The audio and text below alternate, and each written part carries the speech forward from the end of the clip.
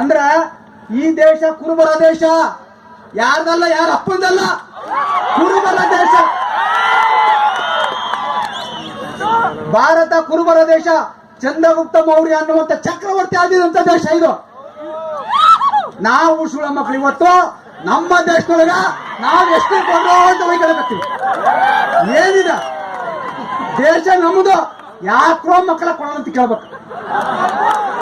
ಯಾಕ್ರೋ ಕೊಡಲ್ಲ ನೀವ? ಪಾರ್ಲಿಮೆಂಟ್ ಕಲ್ಲಕ ಮುಗಿದು ಬಿಟ್ಟಿವಿ ನಾವ. ಭಾರತ ಕುರುಬರ ದೇಶ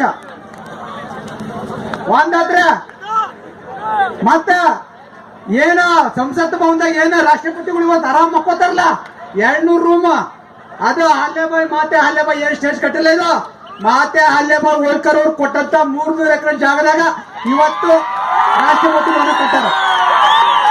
ಯಾರ ಅಪ್ಪಂದು ಅಲ್ಲ ಜಾಗ ಅದ, ನಮ್ಮದಾಗಿ ಕುರುಬರ.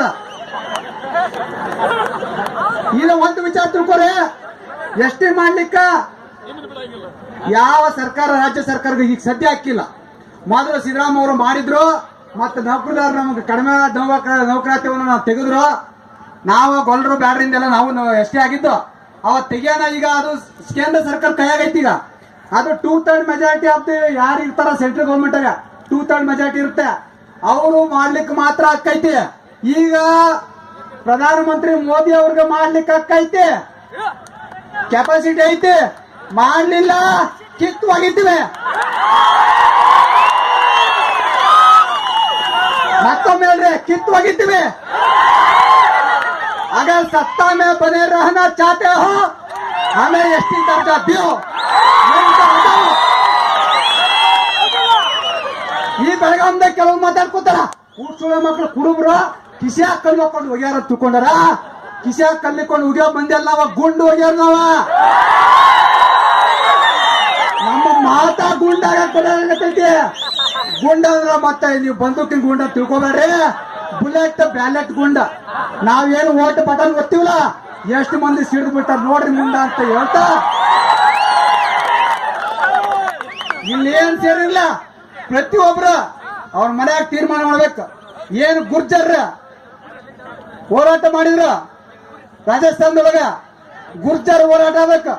ನನಗೆ ಗುರ್ಜರ್ ಏನು ಅಧ್ಯಕ್ಷ ಇದ್ರು, ಅವ್ರ ಹೋರಾಟಗಾರರು ಕಿಲೋಡ್ ಸಿಂಗ್ ಬಾಯ್ಸ್ ಅಂತೇಳಿ ಅವ್ರು ಫೋನ್ ಹಚ್ಚಿದ್ರು. ಪ್ರತಿ ಮಿನಿಟ್ಗೆ ಫೋನ್ ಬರೋದು, ಹಿಂಗ ಗುರ್ಜರ್ 10 ಮಂದಿ ಸತ್ತಾರ, 5 ಮಂದಿ ಸತ್ತಾರ, ಎರ್ಚಿ ಮಾಡಿಕಂತ. ಇದ ಹೋರಾಟ ಮಾಡಿ ತಗೊಳಂತದ ನಮ್ಮ ಅಕ್ಕ ಐತಿ. ಇದು ಕುರುಬರ ಅಕ್ಕ. ಇದು ಹೆಂಗಂದ್ರ ಹುಡುಗನ್ನ ಹುಡುಗ ಅಂತ ಕರೆಯೋದು, ಹುಡುಗಿನ ಹುಡುಗಿ ಅಂತ ಕರೆಯೋದು. ಎಷ್ಟೇ ಅಂದ್ರೆ ಅಷ್ಟ. ನಾವು ಎಷ್ಟಿನ ನಮ್ಮ ಬುಡಕಟ್ಟು, ನಮ್ಮ ಬೀರಪ್ಪ ಬುಡಕಟ್ಟವನ, ನಮ್ಮ ರೀತಿ ನಾವು ಭಂಡಾರ ಹಚ್ಚೋದು, ಇದೆಲ್ಲ ನಾವು ದ್ರಾವಿಡ ಸಂಸ್ಕೃತಿ ಬುಡಕಟ್ಟ. ಇದಕ್ಕೆ ಯಾವ ಜಡ್ಜ್ ಸುಪ್ರೀಂ ಕೋರ್ಟ್ ಒಪಿನಿಯನ್ ಬೇಕಾಗಿಲ್ಲ. ಯಾವ ಶಾಲೆಯರ ಪ್ರಿನ್ಸಿಪಲ್ ಪ್ರೊಫೆಸರ್ಗಳು ಅಭಿಪ್ರಾಯ ಬೇಕಾಗಿಲ್ಲ. ಹುಡುಗ ಅನ್ನಕ್ಕೆ ಯಾವ ಸುಳ್ಳ ಮಕ್ಕಳು ಬೇಕ್ರೆ?